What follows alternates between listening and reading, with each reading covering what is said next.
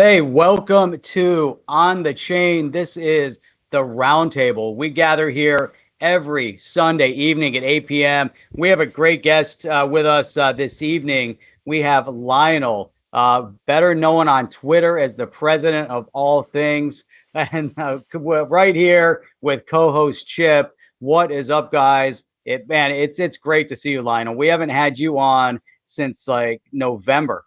It's been a long time. Yeah, that's been a really long time actually. I hadn't realised it was that long. Time's gone past really quickly, isn't it? Oh, it's crazy. It's absolutely crazy. So today, I mean, there's a ton of stuff in the space to talk about. We can talk about what's going on with Bitcoin. We can talk about what's going on with XRP. I know you like metals, so we can talk a little bit about what's happening in the gold space and silver space and all of that. But there is a big article that also came out by former CEO Chris Larson, former CEO of Ripple, and we're going to get a little bit into that because he's talking about how much control China has over Bitcoin. But that's just the beginning, and it's getting ready to start right now.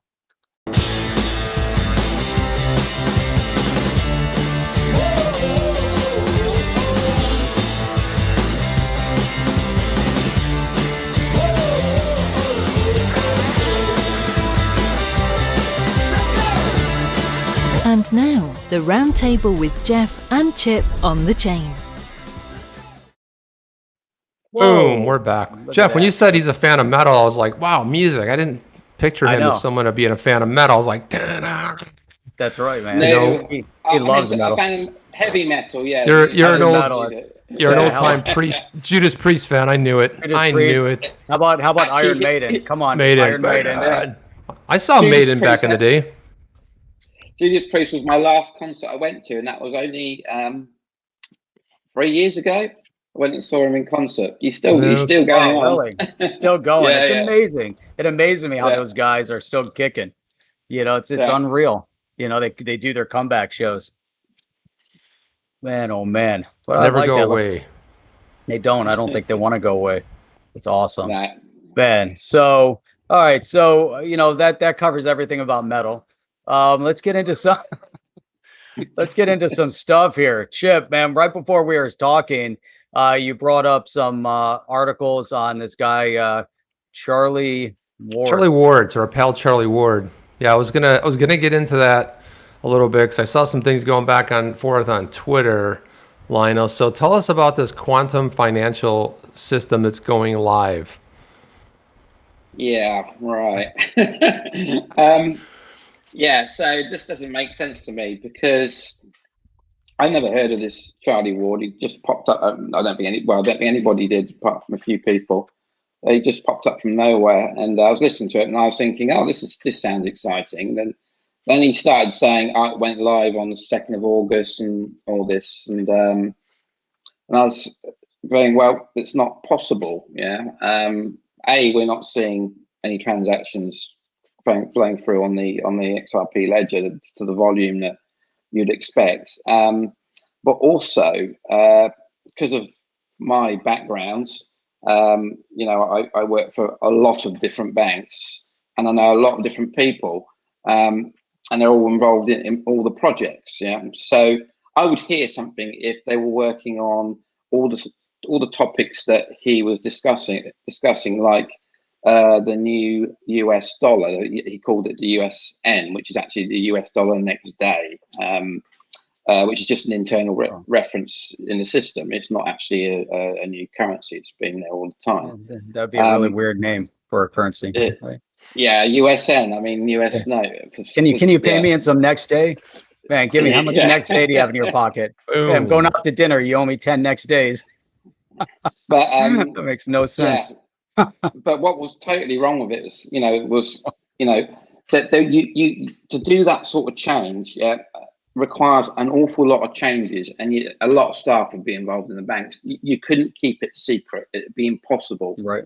Because you'd need to notify all the staff that there's a new currency that's going to be added, but B, you'd have to change all the front to back systems. Yeah, so you'd have to change the front office systems, to basically reflect that new currency against all the different products, especially FX exotic and vanilla products because they're shitloads. Yeah. So you'd impact all that. You would impact the credit risk department for their stress testing models. So you have a stress testing system that looks at all the FX products and every product, and it will calculate, what their exposure could be and what the capital requirement is needed for the bank. Yeah. And if the system doesn't recognize a product because somebody set it up wrong, it fires that. It basically fails on the stress testing model, and that transaction is sent back to the trader, who then looks at it and values it manually. That's called CVA, credit value added. Yeah. So basically, if they set it up all of a sudden, it would all fall apart. The whole thing would fail, and traders will be overwhelmed in doing revaluations of all their products, manually. It just couldn't possibly happen.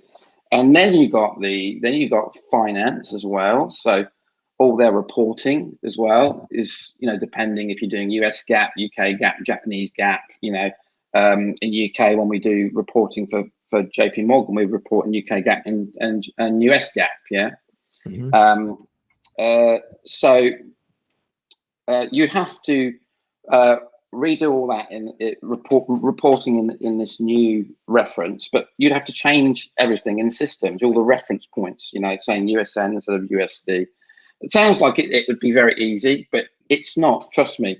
It's a biggest pain in the bloody ass. Well, that, and you would think everybody would hear about it at this point, it seems a little like reminiscent of the conversation over the digital dollar, right, Chip? I mean, what do you think about that? Well, here's what I don't understand. It's like if you had the SWIFT system in place since the 70s and nobody's unseated that, and you have Ripple that's been at it, outfitting partners with their proprietary software to be able to communicate right on the Ripple net, and that's been going on for 8 years. How do you just flick a switch and all of a sudden it's like magic? I love those videos. I can't get enough of them. I'll be honest with you. I used to watch the flat Earth videos. Completely replaced my flat Earth videos. I got every single one, and I saw the one with Gordon Gekko, and he was talking about XRP. He goes, well, I hear XRP, and I heard that somebody, and I know that somebody, and I know someone that knows somebody. Wink, wink, and all this kind of stuff. And you're like, really? Tell me more. I got to know all about this. Like, I get all excited about it. I was like, yeah, listen, it's amazing entertainment. I love it. When you start talking between, and then, of course, I love Baba Kugs. I can't get enough of him. Every tweet he puts out, I got the alert on, and 2000 XRP. And I'm like, mate, I'm all in, bro. It's like, bring it, I mean, I get super excited. I'm like, I love it. And then I put a video out the other day. It was talking about analysts talking about the next price point being 90 cents. It said parabolic in the article. It's going to be parabolic, 90 cents. I'm like, well, no.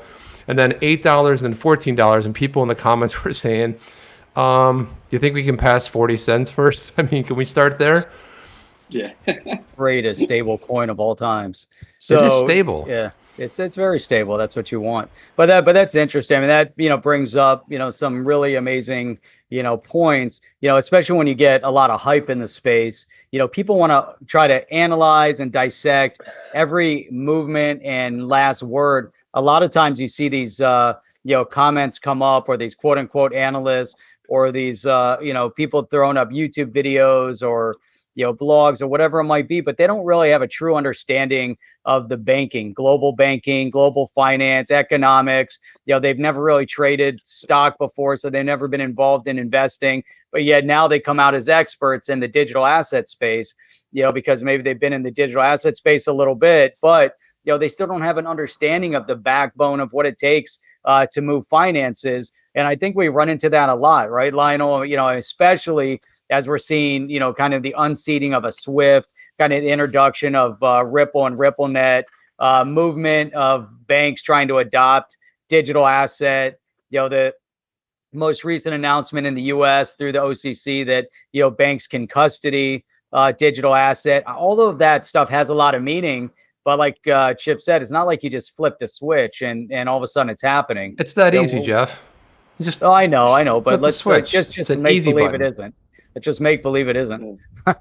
Right? But, what do you think there? In some respects, the switch thing is kind of right, But the only way that happens is if the bank's already got it installed, yeah. Because I remember David Schwartz, or I think it was David Schwartz, he said once you got RippleNet installed, they don't have to come back and install ODL, yeah, as a separate software package. It's within It's RippleNet. already there, right? Yeah, Right. and they basically click on that icon, and then it will say, "Do you accept these terms and conditions to turn on ODL?" Well, it's on, yeah, and then it's up to the bank how much transactions going to flow through. But there's 11,000 plus banks to get on board, yeah, and I think where Ripple keeps saying they're at 350 plus customers, so they got a hell of a long way to go, yeah. So if they do flip the switch, yeah, it's going to have an impact on it should have an impact on the price, but yeah, it's not going to be $2,000 or anything like that, or $100. Well, we might see $20, $30 if we're lucky. If the hype kicks in, it could go quite a bit more, but then it will just do like, it'll just drop back down to $20, $30 or less, once the FOMO's all gone.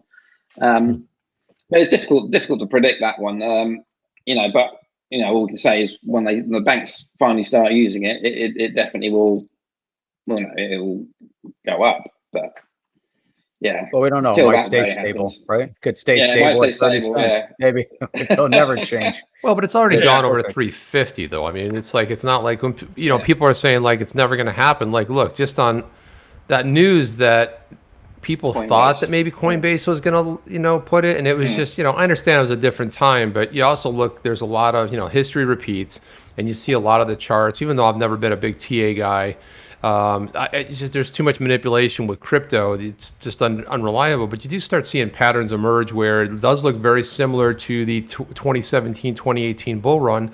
And look, next time it goes on a run, there's a really good chance it could pass $3.80, $4, $4.50. And especially the newer money coming in right now, if it's the same money being recycled.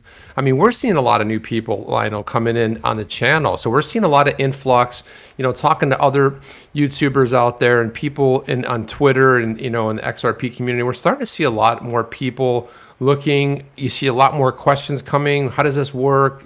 Enlighten me.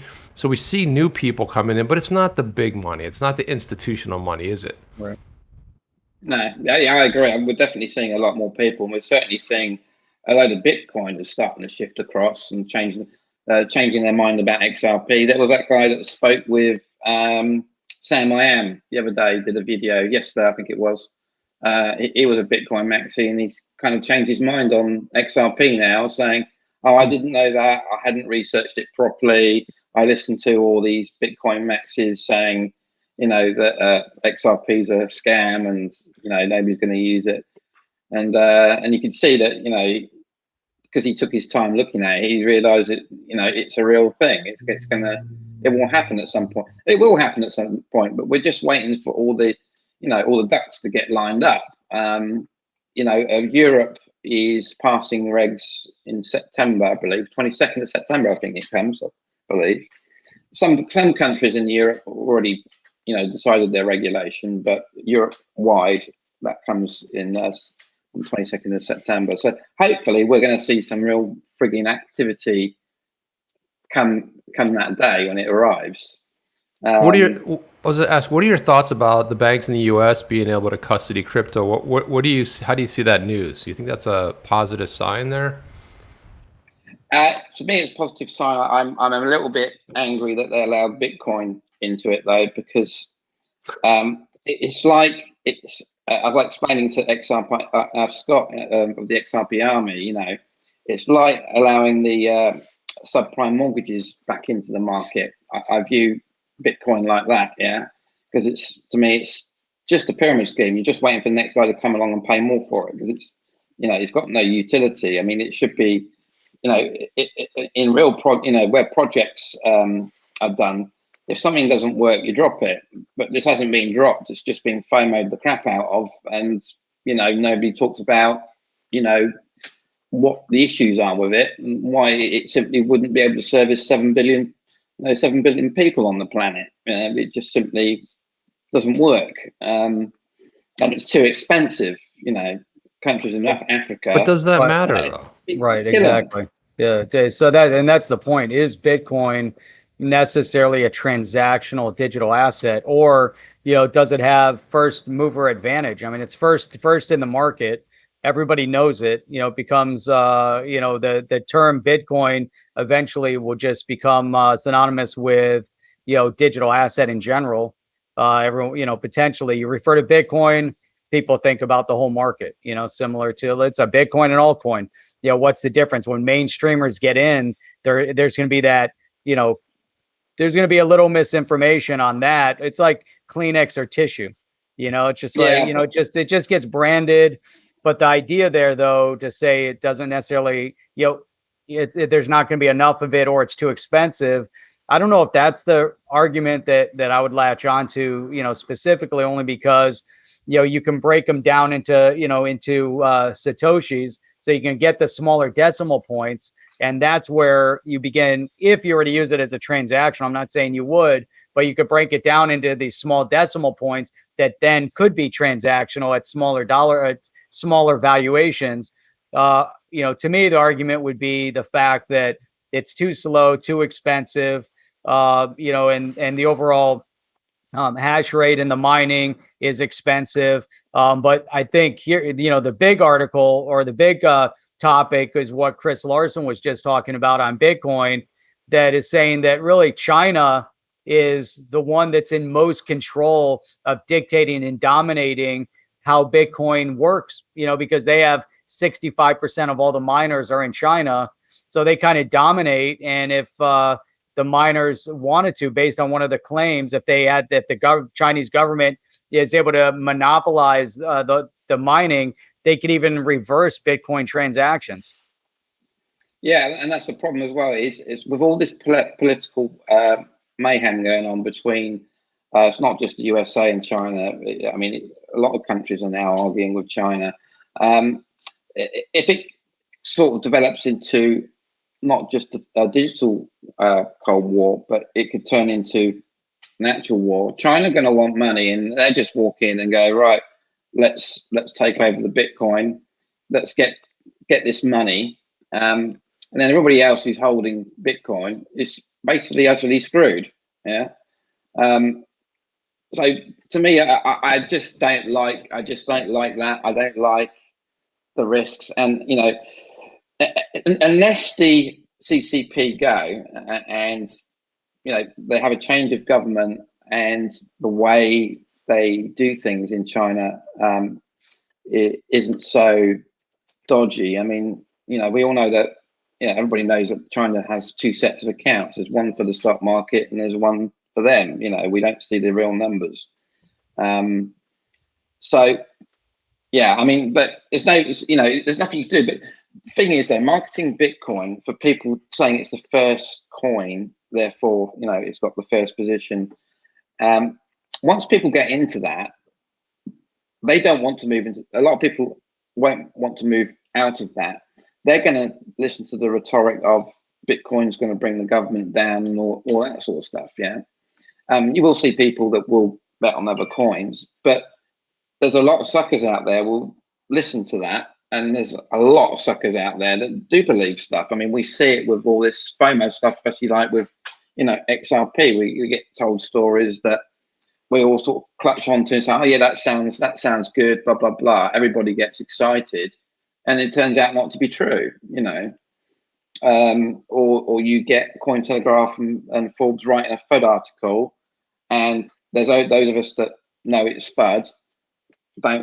We react, try and defend it, but then you got others who think it's true, and then they sell it, and it causes the price to drop. Yeah, The whole, I don't like Bitcoin being the representative of cryptocurrencies. To me, it's bad karma. Yeah, we need another coin representative of the whole space, or you don't have a coin that represents the whole space. You just say cryptocurrencies. Yeah. yeah. But using digital Bitcoin asset, as the right? representative, to me, is bad news. But isn't Yeah. isn't the messaging really in that Chris Larson article? Well, like the messaging I see coming on Ripple, because you see Brad Garlinghouse, see Chris Larson. I mean, the big thing that's probably the biggest threat right now, and what you're talking about, is the whole idea that these altcoins that have utility, you know, and it came up in the it came up in that inaugural you know, crypto conference they had last week with Congressman Emmer, and they brought it up, is that this whole idea of not having regulations, because this is all about regulations, right? If 2 years ago they said, oh, well, Ether and Bitcoin are not securities, but you're sitting there like, well, how about number 3? How about number 4? Why don't you just say that none of them are securities? Why are you singling stuff out? And then I think that the messaging here is like, I know they're talking about China, right? Because like what you said, Lionel, is right, spot on. It's like there's a lot of clashings. You have India and China, you have the UK and China, you have Italy, that whole thing that blew up in Italy, and why that happened, China. So you bring a lot of that back, but because of what's happening there, Jeff, I get your take on this, but is this more about really the regulations, or what is all this, the crux of all this about? Oh, in my opinion, you look at it from a political perspective, there's a lot of political jockeying going on. And I think it's both domestic politics as well as international politics. It'd be interesting to hear, Lionel's take on this as well. But, it's interesting because, there's obviously been a dominating struggle with China for a long time. And on this show, we've talked about this tension and the ongoing, and it was interesting because I think, the Hill article on the Chris Larson kind of phrased it right, which is kind of the tech Cold War. It's more of like a blockchain Cold War that's going on right now, or a digital currency Cold War that we're entering into right now with China. And China's been forging ahead and pushing ahead. And so yesterday I talked a lot about, on my live stream about, China developing and building things, but yet they're missing out on, the most important part of whatever they build, which is the core foundation of R&D. So we've seen a lot of failures in China across the board with products that fail, that are cheaper, whatever. They've had a lot of regulatory issues in China. They've had a lot of fraud issues in China. And I'm wondering in the tech space as well, is there going to be a lot of fraud? Is there a lot of government control? Is there fear that the government could take over a Bitcoin, like we're just talking about? And then how does the U.S. side of it, visualize that? So whether it's the U.S. government or the U.K. government or the EU governments, they have to be very cognizant and aware of what China's doing, because behind the scenes there's stuff going on that none of us are ever privy to and isn't going to come out in the open. And I think that's something that we have to be very aware of. However, in the U.S., they are moving very, very slowly. And it's interesting because in this article, and you just pointed that out, that although you have individuals like Chris Giancarlo, things seem to be positive or more positive in the direction of digital asset. However, as you mentioned, the U.S. regulators have only blessed the two blockchain protocols, as the Hill article mentioned. One is Bitcoin, the other is Ethereum. And in this article, they claim both are controlled by miners over in China. But at least we know Bitcoin is by their miners. But I think that's the balance. We have to look at domestic politics, international relation, politics, and then the financial aspect of all of it. What do you think, Lionel? Yeah, no, I agree. I mean, I was just saying to Scott the other day about what I think is going on. I think the issue is the people that are in control aren't big fans of Trump, and I think Clayton is one of them. Because I find it very suspicious that he's not pro USA, pushing the US side of innovation, and giving clearance for any digital products, looking at those first and saying, okay, yeah, I clear that. That's not security. He seems to be very happy to give clarification on something that's controlled by China. Now, if say Ether and Bitcoin become a huge success, it's going to make Trump look very bad. Yeah, it's not going to make him look good. Yeah, none of this makes sense to me, and the whole with also with what's going on with everybody infighting, the Democrats versus the Republicans. They're busy fighting each other rather than, from this is what I see, they're not serving the people. They're not looking after you. What's this thing about everybody's gone on holiday? They're supposed to be giving you, sort of helping you guys out and sending you some money. You got to put food on the table. I mean, Yeah, it's a but they didn't bloody lose their joke. but they didn't lose their salary, right? You had the governor of California saying, I'm of the people. Governor Gavin Newsom said, I'm going to take a 10% pay cut. And you're like, 10%? Turns out he never took any pay cut. So they, look, if the same thing happened to everybody in Congress and they got their little lifeline snipped, they'd be there 24-hour sessions trying to make stuff happen. You look at Tom Emmer, and you can search the internet. You can see Tom Emmer hanging out with Trump the whole time. There, and there's Darren Soto. But look, somebody had replied to one of my tweets the other day. They said, oh, so somebody posted an article saying that Tom Emmer is accepting campaign donations in cryptocurrency. So you can donate in XRP or Bitcoin or Ether or whatever it is, right? And then somebody responded to the article, I'm not supporting that because he supports Trump. And I'm like, this is a bipartisan issue. Nobody cares about Trump or not Trump or whatever. I said the point of the article was that somebody in Congress, imagine, somebody in Congress is actually the first person that I'm aware of that's accepting. I don't care if they're a Democrat or a Republican. The point of it is that if one's doing it, more will do it. If more do it, and I look at like Darren Soto out of North, he's up in Orlando area there. He's up in Orlando. He's a Democrat. I love the guy because the guy is like advancing. His name is almost on every bill, and I don't care who they are. I mean, as long as they're going to go ahead, like you said, Lionel, looking out for the people and looking out for the people. But like everything we see over here, it all goes away on November 4th. And November 4th, it's like, sorry, just kidding. It was a joke. As soon as the election's over, it'd be like, wait a minute, wasn't there that thing? And weren't we going to be? Because I saw something yesterday happen. It was it said an asteroid's heading here. It's going to hit the day before the election, right? I'm like, and it's going to knock out every voting booth. It's going to it's going to hit just the voting things. And then you get into the article. Voter suppression. Yeah, but did you see the article though? I'm going, what? Because somebody had predicted this. Someone said, what was on the calendar, asteroid, sun, burning out and all this other stuff. And then I read further in the article and it says it's only 6 feet. I'm like, I'm over 6 foot. So that's the asteroid we're talking about. It's going to burn up. Yeah. And I was like, an asteroid the day before the election. Oh my God, that's horrible. And you're like, wait, it's the size of me. Okay, that seems. Fair enough. Manageable, not a big deal. Let's see where it can drop. Exactly. No, that those are all valid points. And it's crazy because a lot of this stuff is just show.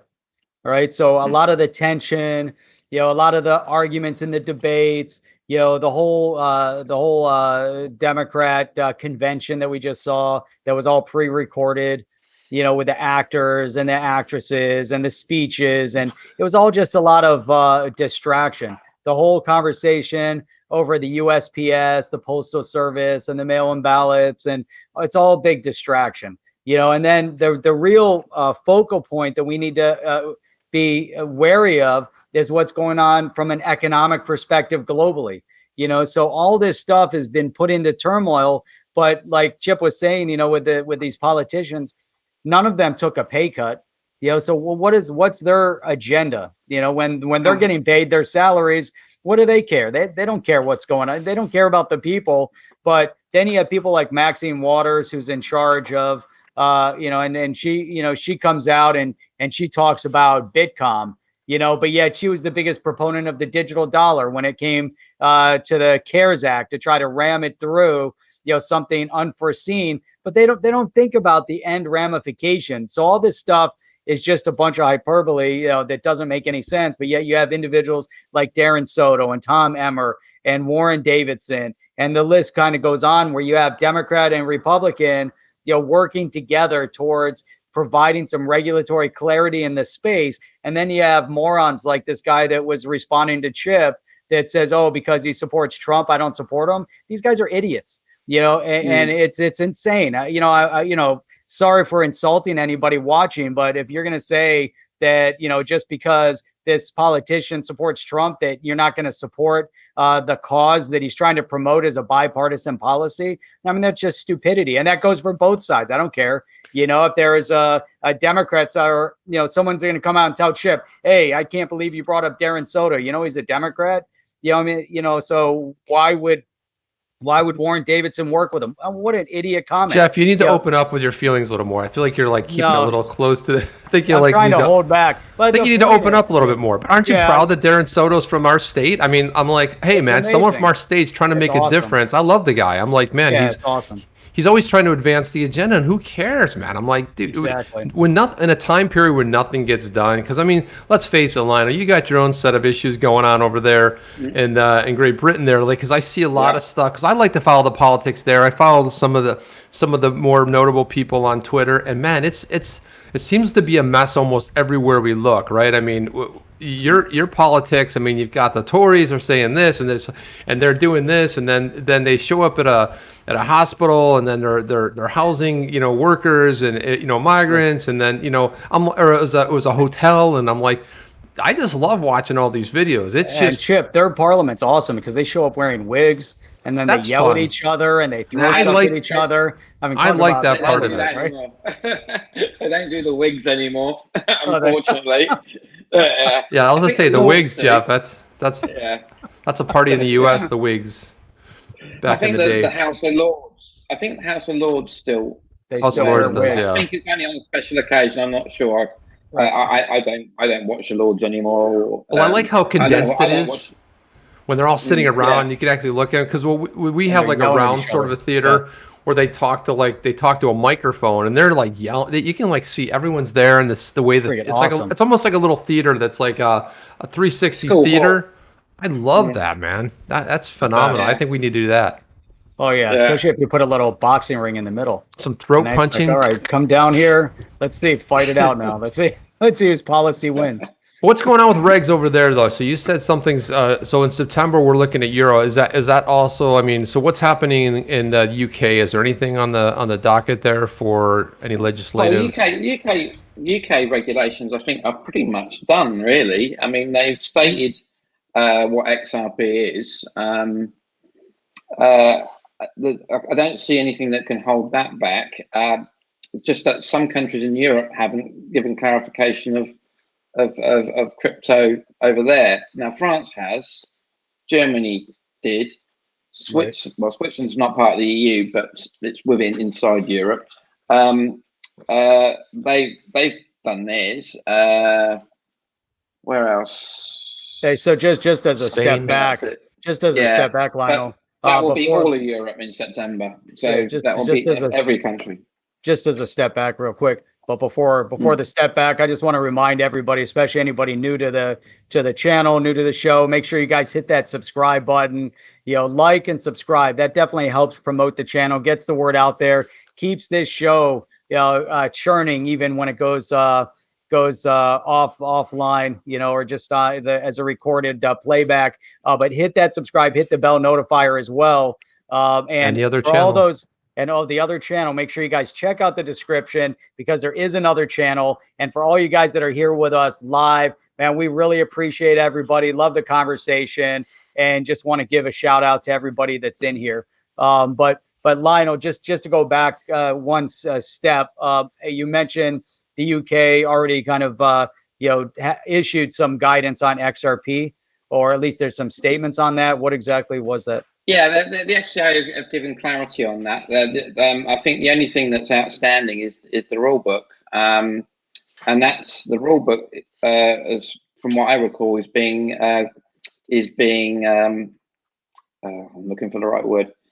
The rule book is being negotiated with by the banks. Yeah, so we saw that last year. I'll focus on HSBC because HSBC is huge over here. So. It's a massive bank. So they've been working on blockchain technology, and they were at the what was the event? It's the Swift event. It's not like Swell, but it's their version. I've forgotten the name of it now. It's called Slow.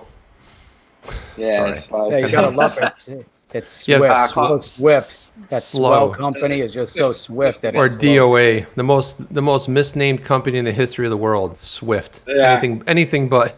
But It used to be Swift in HSBC 74. were interviewed, and they basically said they're fed up with the testing. They're ready to push ahead, but they just need to agree the rule book with all the other banks. Yeah, and that was November 2000. No, was it earlier? October. No, it was around about October, November 2019. And we haven't heard anything since. Now, I know they're still working it, because I know Chris Larson is still working with HSBC, because his email is still active at HSBC. Yeah. I got my friends that work at HSBC. I've got one who works for the CEO, so I do know things are still going on. That's a bit of You heard it here first. That's a big knowledge drop. On the round table. Boom! Drop that hammer. Yeah. So he's definitely still working with them. So whatever happens in the UK, I think it will be HSBC led, with a load of other banks. They'll all go live at once, because they're working together. When that happens, I don't know. I'm hoping it will happen this year. I'll keep looking for news on HSBC, because that's the one to focus on. Because if Chris is still working with them, it's got to be coming soon. He's been working there for bloody years, yeah. So they've definitely developed something. R3 are working there as well. So having R3 and Ripple together there definitely tells me that R3 will be using XRP. They're working together, yeah, despite they're saying there's this tensions. Yeah, what tensions? They're working together. And then you look at Japan, everything points to Ripple and R3 working together via SBI, you know. So they have to meet in the middle, yeah. So and I'm looking forward for SBI. I'm hoping they do go live this year. Yeah, let's hope there's no delays on that. I think they seem to be on plan, but still waiting on that one. So UK regulation, I think that's all good. We're just waiting on rule books. That's it, just the rule book to happen. The HSBC is here too. There's one right down the road from me, maybe about 1.5 miles away. Yeah, they're international. They're everywhere, man. They're everywhere. I used to bank there at HSBC. That's the other thing I was going to say, yeah. So the custody thing that Jeff mentioned. So even though American banks may not be ready to provide custody services, because obviously they've got to build it all out and everything, the banks in Europe that are already set up for custody, we know there's some Swiss banks, and we know there are some German banks that are already providing it, yeah, and there'll be some more. But what about... They've got offices in the USA. They can offer custody services straight away. Yeah. PolySign. Yeah, and then they'll use services. They're not going to do it themselves. They'll use services, yes, but some banks will create their own internal systems. JP Morgan might. Yeah, but they do. I mean, UBS creates their own internal systems. Citibank certainly does. I know, because I was there doing it. SMBC, they have third-party systems, and they also sometimes they have third-party systems, and then they have them amended to suit their needs. Yeah, but this is another thing why things take time with. It'll take a long time with the banks using RippleNet, because although they might put it into their bank, they go, right, okay, this is the system. And then they'll have Accenture there working with them and go, right, okay, can we have it do this, this, and this, and this as well? And then they have to start amending a whole load of other stuff, and then a whole load of testing starts, yeah? And this is why you see things happen, you see new things happen with Ripple, like the home thing I was talking with Scott about the other day. So you'll see progression because the banks are going to go, okay, this is really good, but it's not doing that, and we need it to do this. Can you create this? And then Ripple will go, yeah, we can do that. And then they build it and they test it, and then you've got a new product. And then so Ripple wins because they've introduced a new product. Bank also wins because they got what they wanted. Yeah. Well, what about the conversation? So I heard somebody bring this up in the comments, and I think it's probably other people out there, thinking about the same thing. They say like, well, what about these fintechs upsetting the whole banking world? And what about, what if banks go away? What if the whole idea of Ripple setting up this infrastructure, and now they made it available on the cloud? What if the banks go away? And what do you say to someone's idea of that? If the fintechs are going to beat them at their own game and be able to do things quicker and better, what happens to the banks? No, banks won't go away because they offer a whole load of other services. Right on. They offer M&A. They do M&A services. They do financial advice for people on certain things. You need to borrow money. Okay, you can do these digital loans and stuff like that, but people like to be able to go into a bank and they know the person that's sitting in front of them, and they make a plan, and they feel protected. Yeah. Because it's a horrible world out there. People are out there to rip you off all the time. They say banks rip you off. They don't. They're in business to offer services, and they need to make their money too, like anybody. It's just that you feel it because I've got paid them $15 for doing this. But you got to think how many staff are behind that to make whatever that you wanted to happen. Yeah, you've got to pay them too. It's not just one person that's doing it. There's a lot more to it. So even though blockchain might automate a load of stuff, it won't be fully automated. There'll be somebody behind there who will be part of that process, but also to help the people that need the help. Especially with people starting new businesses. Yeah, they need advisors to go and see. They can't just go, oh yeah, I'll just go to a blockchain and start a business. They're going to be clueless what they're doing. You need experts, and yeah, they're just not going to go away. There's too many things that banks offer, and it feels safer. I mean, I like the fact that if a bank can custody my crypto assets, I feel safe. I feel safer, A, because I'll be insured, but B, also,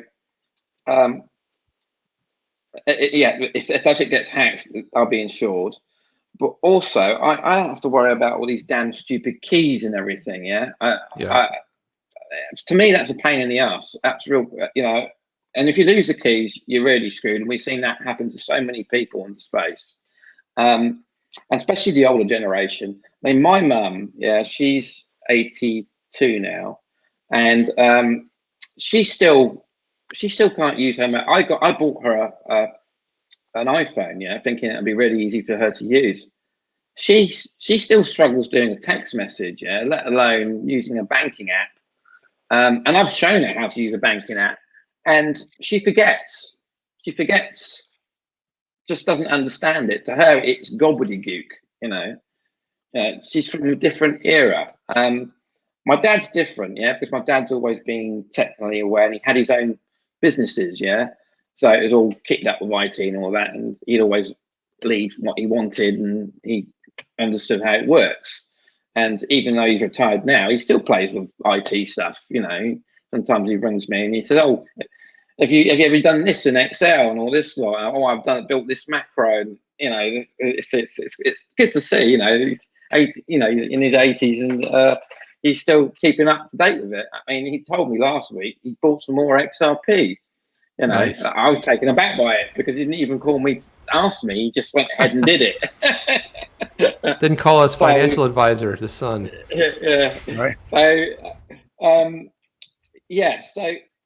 but the banks are never going to go. They're going to look different, yeah. And I'm sure we're not going to see the usual. We won't see all the retail banks, sitting around in all the different streets and everything. There'll be far fewer, but they'll still be available to people, but just far fewer. Cash point machines, I think that will disappear. You know, I mean, I don't. I mean, they still say a lot of people use cash, but I haven't touched cash in years. I can't recall. I can't remember the last time I went to an ATM and pulled out any money. And it doesn't cost me anything in England. Taking money out of an ATM is free in the UK. Yeah, I know. I think in your country you have to pay, don't you, to take your own money Depends. out? Well, it depends. If you go to the it depends. Yeah.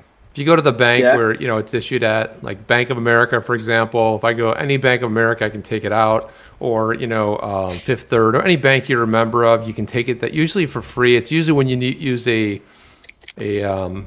member bank, and they'll charge you $3. Or you go to a convenience store, it's like fee is $4, $3.50 to pull money. I pull $10 out, it costs you $3.50. You know what I mean? It's a lot of jack. But when you have kids, do that. When you have kids, they go like, oh, can I get a 20? Oh, can I have this? Oh, we're going there. But now it's all digital. I either Apple Pay it or send it. I load a card up with it. I just move money with an app. Now the kids all have the card, so it's like swipe, swipe, swipe. Yeah, we've gotten accustomed to that. I mean, there's really, there's reasons to have fiat. There's reasons not to have fiat. Obviously, we're moving in a direction rapidly of not having fiat. People have grown accustomed to not having cash, which is, and now they're just simplifying it. Now over here in the U.S., we have something called Zelle, which allows movement between banks. So they're digitizing, although there's not instant settlement.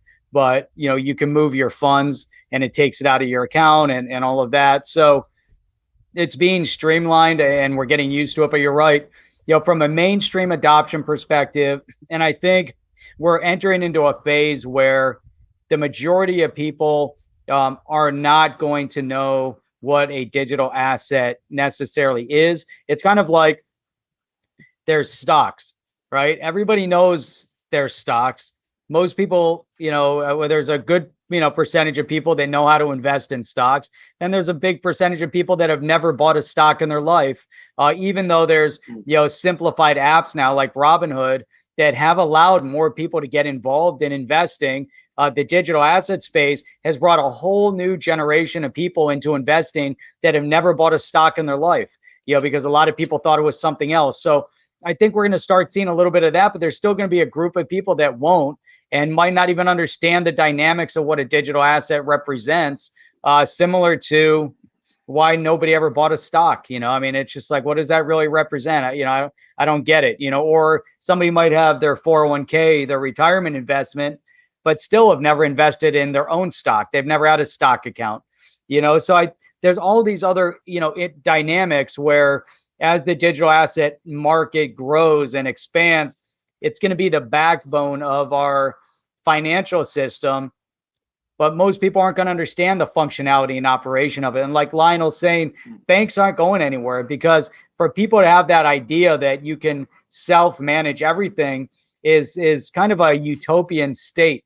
There's going to be people that will, that are going to continue self-managing. But how do you exist in a world where there isn't a third-party trust mechanism put in place to protect both parties in a transaction? That's the whole point of the bank. So if I go buy your house, Lionel, as much as I want to create a decentralized environment where I'm transferring money over to you through a smart contract, we still need an attorney, right? So there has to be an attorney involved.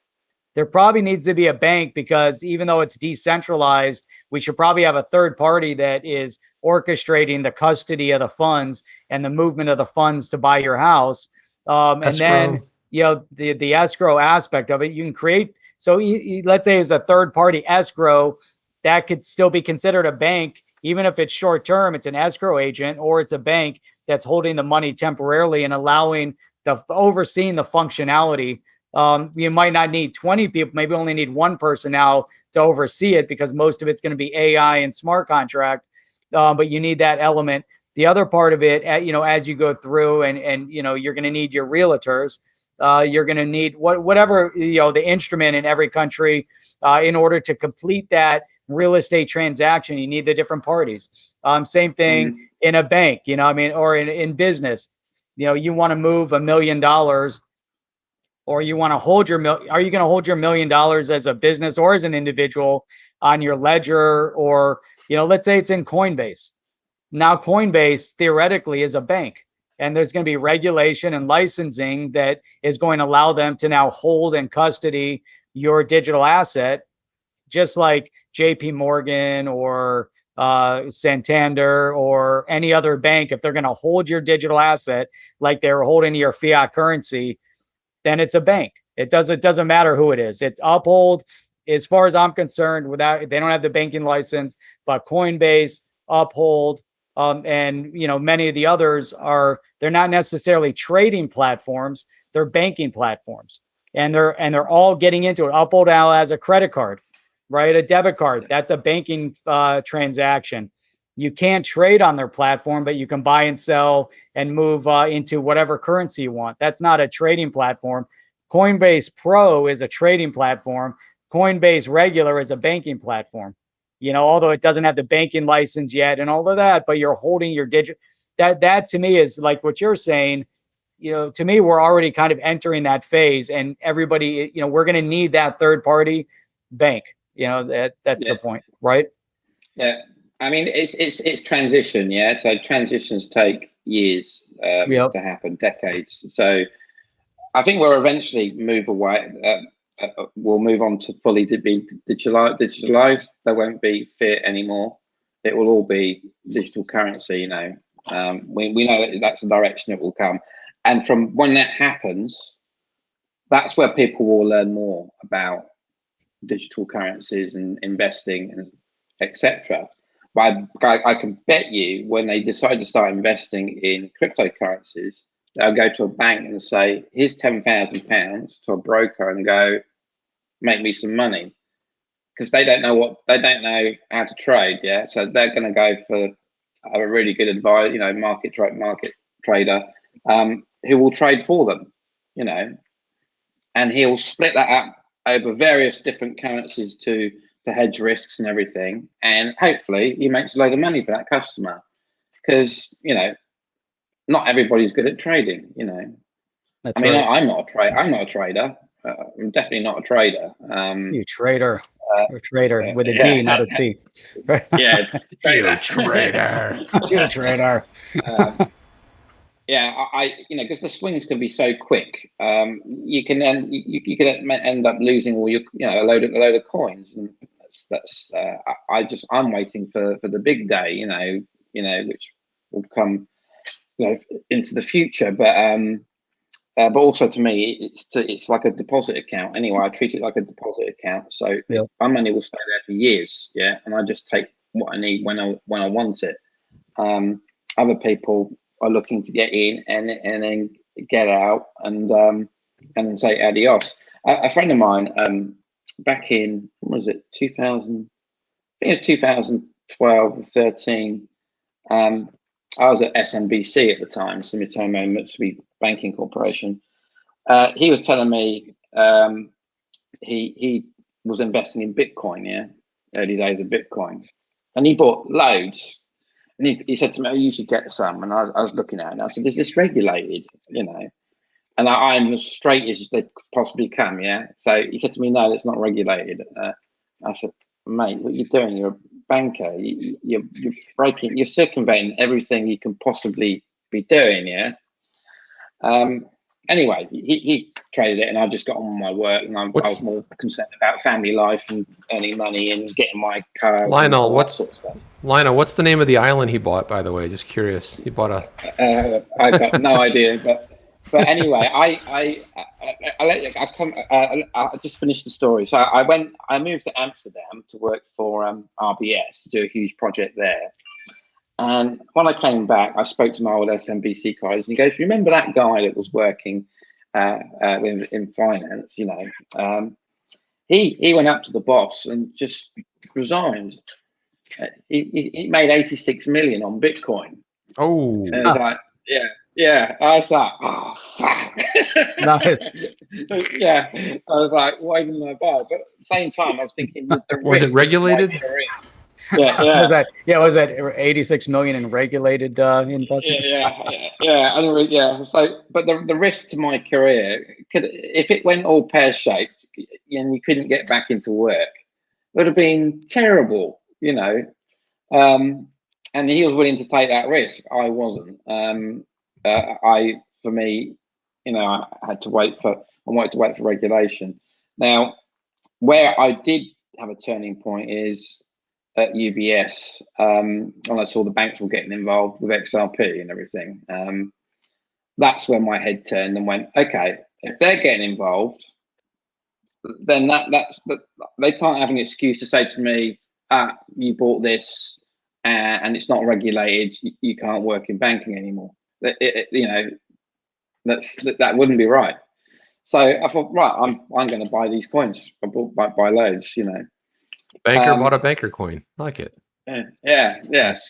Banker coin, and they're all banker coins now, really, aren't they?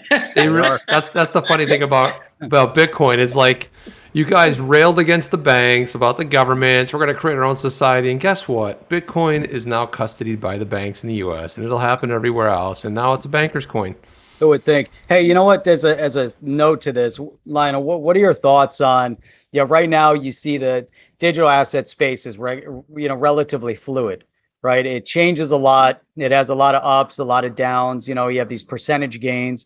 And you watch some of these assets, and it's obviously tracked based on kind of lower volume, more retail buys and sells. So it can go up 10%, down 10%, up 10%, down 15, up 8, and it just constantly just fluctuate. And then we have the bigger swings up, and so when and if the institutional players do get in, what are your thoughts on this? Do you think that we're going to see kind of a less kind of fluid market, meaning the percentage changes are going to kind of shrink down to more in lines with there will be other influences, impacting the changes, kind of like in a stock market. If we saw these kind of ups and downs in a stock, it would be chaotic. I think in the stock market, you get to. I think that'll be chaos anyway, because they're going to invest in it. They'll buy when they come into buying coins. They're going to do like anybody else. They're going to short it or long it, and they're going to also buy the asset as well. Or they'll sell it. They're just there to make money, like the rest of us. Yeah, we want to make money too. So if when they enter the market, it's quite possible they might try and short it and push the price down, scare everybody out. But can they do that though? Are they gonna be able to tank the market when it's offset by such a big retail space, or will the institutions take it over? But I guess the other point, I know they have tons more money, but typically, even when you see the big institutions buy in, they do it slowly because they don't want to do big buy-ins because they don't want the market to jump up too suddenly. And when they sell, they do slow sell-offs, and so they're used to maybe like 4% change in money and 8% change in money over time. They're not necessarily looking over a one investment. Obviously, in a fund scenario, they might get 20-30% gains, but that's because they're buying and selling and diversifying, like you talked about earlier. They might have a portfolio of 5 to 10 different digital assets, and they're leveraging one against the other in order to get the bigger gains. Where they start flattening out in the fund scenario, because you're talking about going to your banker and trading. Most people don't trade. Think about it as digital assets make it into your retirement accounts. Now, all of a sudden, they're not shorting and longing because they want stability. You want guys that can say, hey, I'm bringing you 10% gains annually on your account. How are you going to get that otherwise? Or 20% or 30% because they're diversifying their portfolios. They got to build an annual yield for the client, yeah. But they also want to bring in new clients, so that you're always going to have the up and down thing. Especially, if you want to get new clients, you dip the market to attract the client to come in and buy it. And go, oh, it's cheap, buy it now. We see that on everything, even on stocks. So I think there'll come a time where the prices aren't so volatile they are now, because once you've got institutional money in there, you kind of saturated it, if you see what I mean. It's harder to move something. But at the moment, it doesn't take much to move the market. Yeah, you just need one whale and he can do disastrous things. He's more in control. But when you got loads of institutions and the market is saturated, it's much harder to make the market move. And we see that with fiat currency. I mean, they do move, but they don't move wildly like Bitcoin, or XRP even when that moves. So yeah, it will. Yeah, it will level off. Yeah, I agree. It will level off at some point, but I think we're a long way away from that yet. Yeah, it's just going to be. It's going to be. I think my view is once it gets past $2, I'm going to stop looking at the price.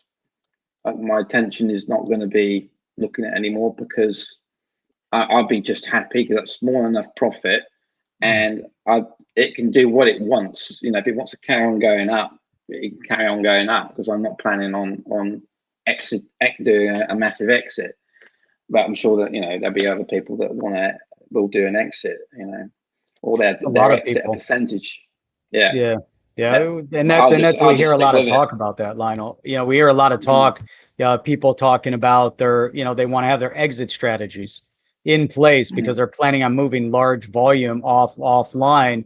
If you and I struggle with this again, and I thought it'd be interesting to get your feedback on this. And the reason why I struggle with it is because if we believe that the entire market is moving digital and the whole market is moving towards a potential digital asset type environment, especially from an investment as another investment vehicle, why do you want, fast off ramp? Why do you believe? Yeah. The fiat too, nonetheless, right? That's the president of the bank. Yeah. Why would you want to pull off rapidly into fiat currency? I mean, it's important, I guess, always to have make sure that your portfolio is adjustable. You don't want to get stuck holding a bag. If markets change. But if you're putting money in a long-term investment vehicle, like let's say gold, would you go into gold and say, I need a rapid exit strategy out of gold because I believe when it hits 2,000 again, it's going to drop all the way back down to 1,000 or under. So I better get out when it's 2,000. Do you believe in these massive exit strategies, or do you believe in just looking at a portfolio and adjusting according to the market, but not, why do you need these massive off ramps? That always confuses me a little bit. I think those exit strategies are going to be great news for institutional investors. Yeah. So they're probably hearing all these exit strategies and thinking, well, they're going to go, well, when they sell, I'm going to be buying, Right. Which could actually stop the price from tanking. It could actually keep it quite level, and then you start seeing it rise. And then those people that exited with the intention of coming back in are going to end up paying more for that coin. Yeah. And especially if it's a coin that's being utilized. Like I say, once it gets to a certain price, I don't care what happens to the price because I know I'm good. I don't really have to care about anything anymore. It's totally up to what people do. If they're happy, some people might just want the money so that they can buy a house or a second house as an investment to rent Which is out. perfectly fine. Yeah, that makes sense. And now you're diversifying, you're reinvesting, you're doing something. Or some will take out money to buy their dream supercar, which I will definitely be taking some out to buy my DB5 because the one I want is very expensive. And it will be sitting in my living room. It won't be going out on the road. I'll be just looking at it. Polishing it. Maybe even put a glass box around it so nobody can touch it.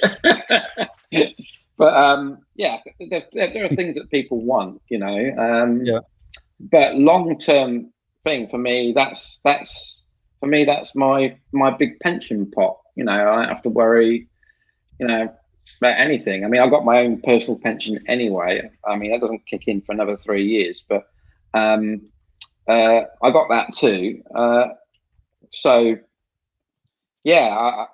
Once it gets to a certain price, to me, I won't be looking at it like I do now. I mean, here I'm paying attention because we're still not there yet. We're still waiting for everything to happen. So, I got to watch. But It's the later last. on, I'm going to be far more relaxed.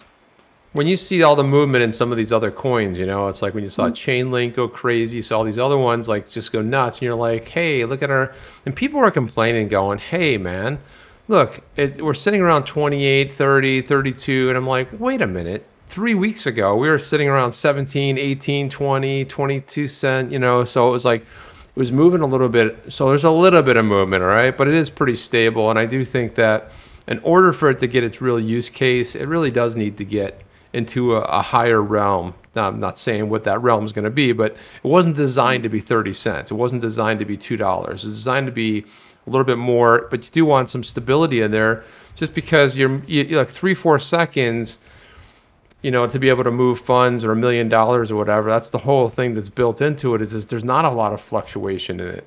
But again, it's like you've heard all kinds of crazy things. It was designed to be 10,000. It was designed to be 1,000, 2,000. But you're right. Once it gets to, everyone has their number. But some people are like, hey, if it hits 10, I'm just like, whatever, I'll sit back. Yeah, there might be a mass sell-off. You'll see an adjustment. But once it starts moving up, but you look at the entire market, man, it's like all these altcoins, ones you've never heard of before that don't really have a lot of utility. You saw what's happening in the DeFi space. All this stuff about staking coin, doing all this stuff. The DeFi space is absolutely going nuts right now. And I do think that, what are your thoughts about the Flare network of having these smart contracts? Because, when you look at that white paper, they put a lot of thought and energy behind this whole thing.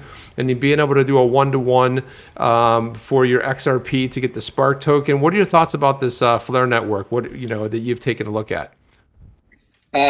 Yeah, I haven't looked into. I haven't looked into great detail, but I got the general gist of it. To me, it's a good idea. I don't fully technically understand it, because to me, is you can have Ethereum trade for XRP anyway.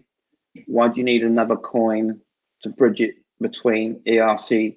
It's like a bridge between ERC20 and XRP, isn't it? In a way. Kind of, but it's collateral, right? So you have the collateral, and that's where that when you have a smart contract, and depending if somebody doesn't pull the trigger in enough time, and you're doing some kind of a transaction, this is where by lending the money, it's like a 2.5% ratio that you can actually.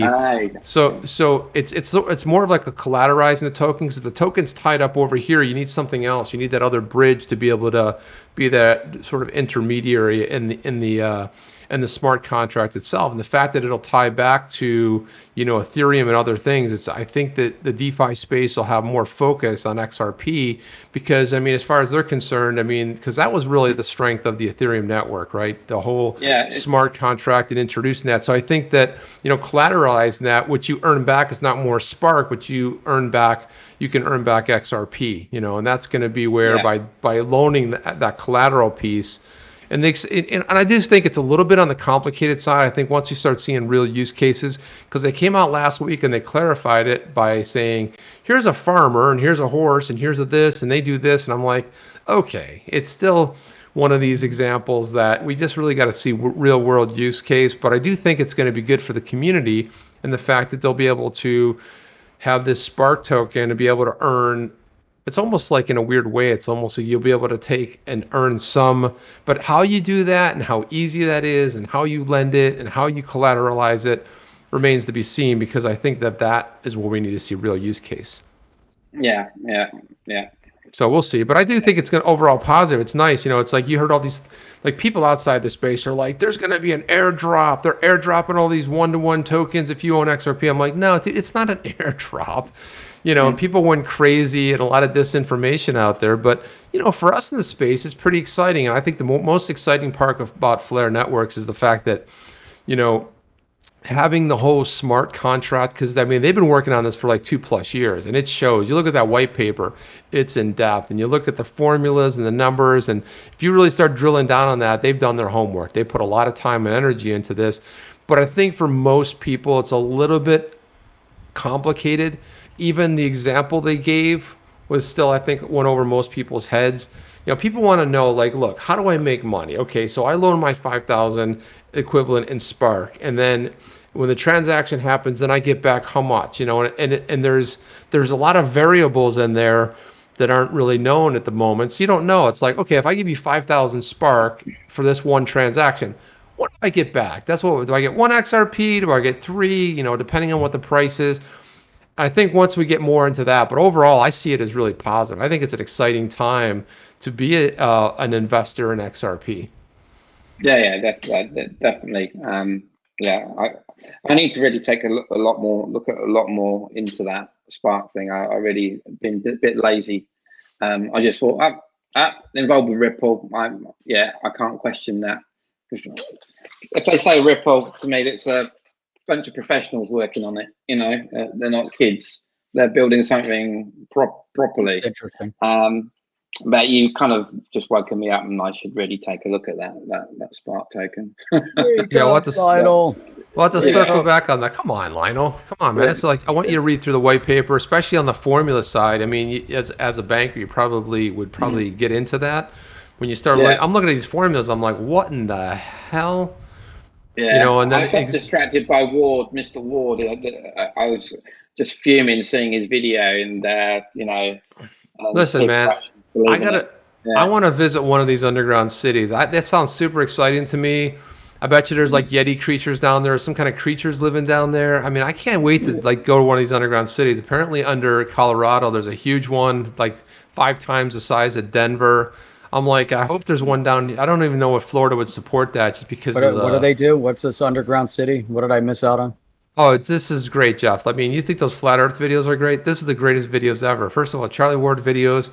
So he's all these people you've never heard of before. Like, they come in. They had a numerology guy in there. It was all about Trump, and he's like, okay, so you had Moses, and then you had the numerology, and this and his brothers Aaron, and you have Aaron, and you have this, and that means this, and Father Trump, and I'm like, dude, what is going on? This is amazing. Where are the underground cities?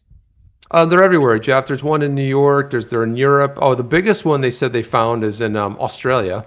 I mean, they found.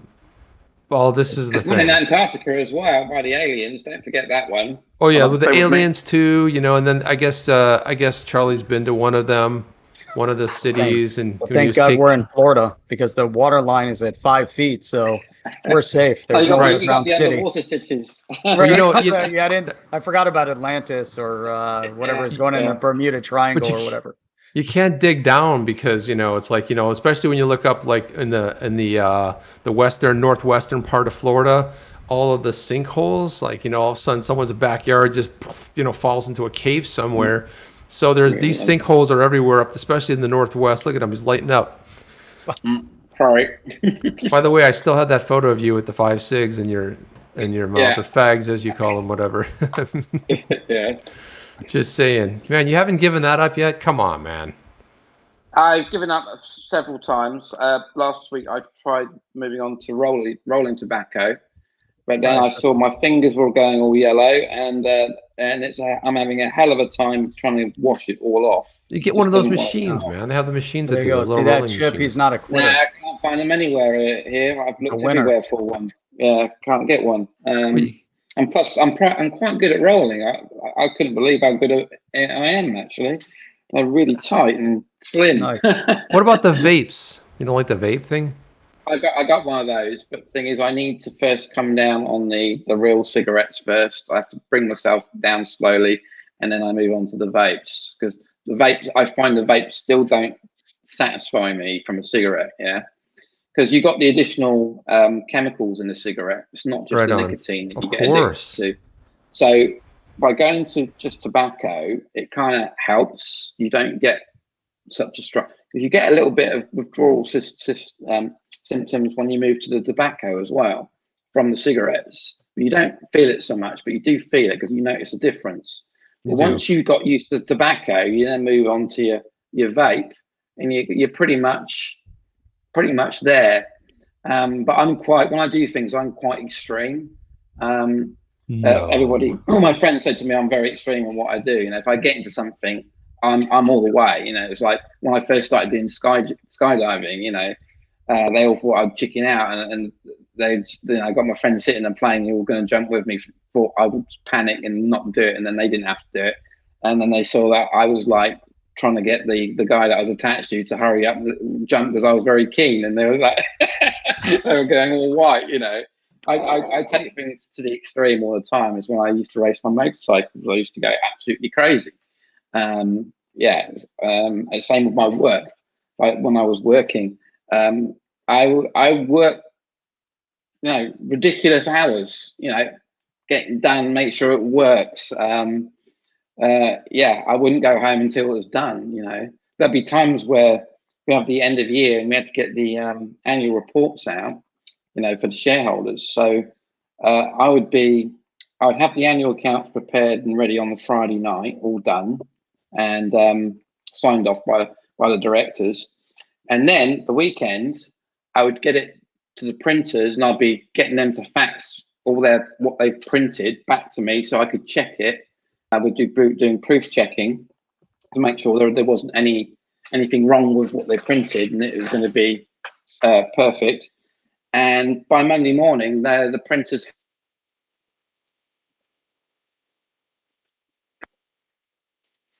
We lost you there for a second. Lost him.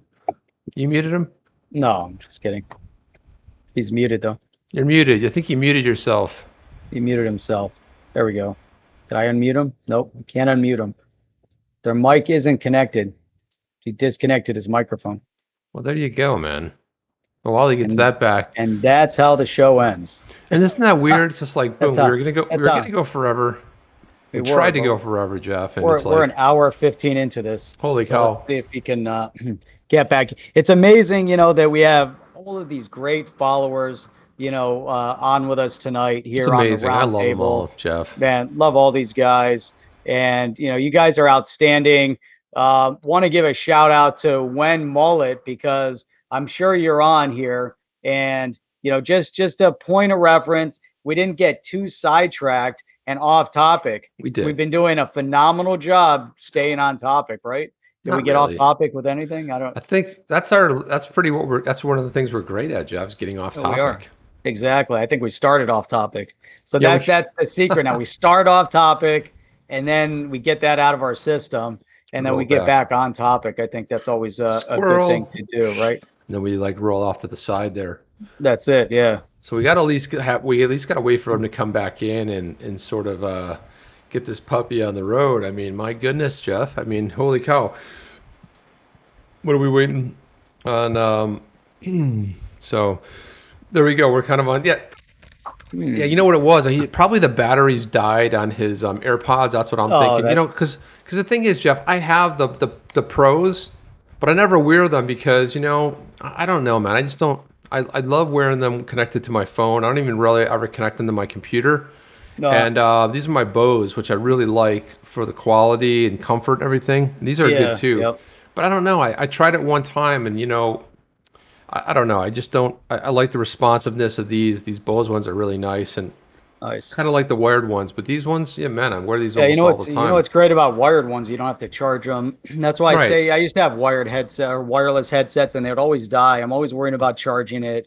And I said, forget that. I just like the wired ones. These ones are the ones I use for running. And you just kind of go chit and they lock into your ear and they don't fall out. So they got great quality sound. So I've got a couple of them. That's the key thing. So now we're talking about audio files right now. We're talking about audio, but these I really got to say, man, I love the AirPod Pros, man. They are just solid. They're really, it's one of these things where I go, yeah, I don't know if I really want to spend the money on them. So when I got them, I was kind of the there he is, boom. Yeah. Can you hear me now? I hear you, man. Yeah. Did you go back to wireds? They died, right? Internal mic on the computer I'm using now, so I might echo. Yeah. That's okay, but they died, right? You lost your. Yeah, completely died on me. That's what I was saying. That's why I don't use my Pros because the same thing, But yeah. So one of the things so just totally off topic here. So like one of the things you can do is you can get like a little engraving on them. So I was like, I waited extra time to get the engraving. It's so small, printed in gray. You can barely. I don't even know if anybody would notice. There's something written on there. It has my name on it. It says Chip and my phone number. It's like, but it's in gray and it's in like 4-point letters. So it's like, oh yeah, I guess someone might notice that. It looks like a little gray bar of some kind. But anyway, listen, Lionel, tremendous having you on here. Thank you for coming back on. By the way, you're the one that kicked off this whole roundtable on OTC on the chain. You were the very first guest on the roundtable, and it's amazing that when you go to our playlist, your face comes up there. So this is great to have you back. You know, you got three more appearances on here, then you get your own OTC hoodie. You know, it's like the jacket they get on. Is it 5? That's right. You got to have 5 appearances. 5 appearances. So you got, that's right. So you have 3 more to 3 go more. because it's your second one. Then you get your OTC official hoodie to wear about town, and then just like, you know, by 2022. 2020. Oh no, we're not going to wait that long, man. We should have done 5, and we'll be very rich. Back to back to back. That's Right. what we'll do. So hey, man, great having you on. Any last statements on the way out before we diamond-studded hoodie. before we get out of here? Yeah, I just want to, people watching, just be careful what you believe, especially like Charlie Ward. Understand how banking systems work. If something that big was, can I actually add something to this Charlie Ward thing? Yeah, of course. Yeah. Before we exit, so he said that the euro was going to get dropped and we were going to return to peso, you know, Spanish pesetas and lira and French francs and all that. If that was ever actually going to happen, it's a massive project. Every bank in the bleeding world would know about it. Because, like I said about the US dollar, a new US dollar that he was claiming, you'd have to change all the systems, front and back, everything. The whole bank would know about it happening because, and then all the staff would be buying crypto like crazy. Yeah. So, yeah, it's just be careful. I mean, when we transitioned, when Europe transitioned to the euro, not only did it take a long time to do all the systems, all the retail shops also had to do a transition on their systems too. And they had to price everything in both euros and their local, their fiats, you know, the fiat that they were using at the time. So you'd have euro and French francs side by side. And when you went to buy something, sweets or cigarettes, whatever, it was in both prices. And you could spend it using euros or French francs so that people could get used to the new currency. Yeah. And once they got comfortable, they were just using euros and the French franc just disappeared. That took 2 years at that side-by-side utility. And that's how Swift and Ripple will work. They'll work side-by-side until eventually Swift won't be ready needed anymore because Ripple will do all the work, you know, an ODL. So, yeah, we got long ways to go, but yeah, just be careful. The likes of Charlie Ward's making claims that this is all going to switch on its power. If it's parallel run, you'd see it anyway on the ledger. You'd see a massive load of transactions, and we haven't seen a load of transactions yet. Just simply haven't. I mean, it's going up a little bit, but it's only going up a little bit. I think Sam spotted the liquidity has risen in the last 2 weeks, but it's not significant enough to be this QFS thing. So. Just please be careful, people. There are people that are trying to trick you. Yeah. So, yeah. There we go. Thank you, man. Jeff, what do you have to say to wrap this puppy up? See you later, guys. Wait, but hang out a little bit. Hang out a little bit past the thing. We gotta. So yeah, no, that was great. So we could be. Nope, I'm back. All right, so. Yeah, this was great. Lionel, really appreciate having you on today. This is awesome. Got to get you back on. And so we don't have almost a year go by in between the last time we had you on. But this was fantastic. I think, you know, what you're saying, you know, it really resonates. You know, you got to be very careful when you're listening to people out there. When it sounds too good to be true, most times it is. You know, a lot of times it's just entertainment value. You know, Dancing Bears and Charlie Ward with Underground Cities and, you know, new digital dollars that are floating around. And, you know, it just, we know where the space is going. We can look at the facts on the ground. You don't have to invent stuff. You know, we can look at the direction the banking systems over in Asia are going. We can see the direction the banking system in Europe is going, regulation, some regulatory clarity, you know, understanding the rules of the game. You know, like I said yesterday, if you sit down and play a game of Monopoly, a lot of times people have their own house rules. but if I have my house rules and Chip has his house rules, we're never going to be able to play together because there's no clarity in rules, right? So there has to be rules that the game comes with, and then we can discuss external rules if we want house rules, but you need some regulatory clarity. That's really important, to get us in the direction we're going in. And we have to do our own research. We have to make sure that we understand, what we're investing in. So I think, those are my 2 cents. And, hearing from what you're saying, I think that's really, really important. Chip, your final thought on that? My final thought is thank you for bringing us back to reality, both of you, because sometimes we need a little reality break. And I still like the Dancing Bears. I'm not going to lie. I still do. I still love my Bears and Riddlers secret group private group that I look at all that stuff because I love it, man. I can't get enough of it. But yeah, it is true. Look out. And if somebody needs some help out there, enlighten them too. I mean, let's not fill everybody heads with weird stuff. And that's all I have, Jeff. Everybody have a great night, great day whenever you're watching this, and hang out for a little because we are out of here. We're out of here. Good night. Right now. Press the button, Jeff. Press it. Are you down with OTC? Please like, subscribe, and click the bell to be notified when the next video drops.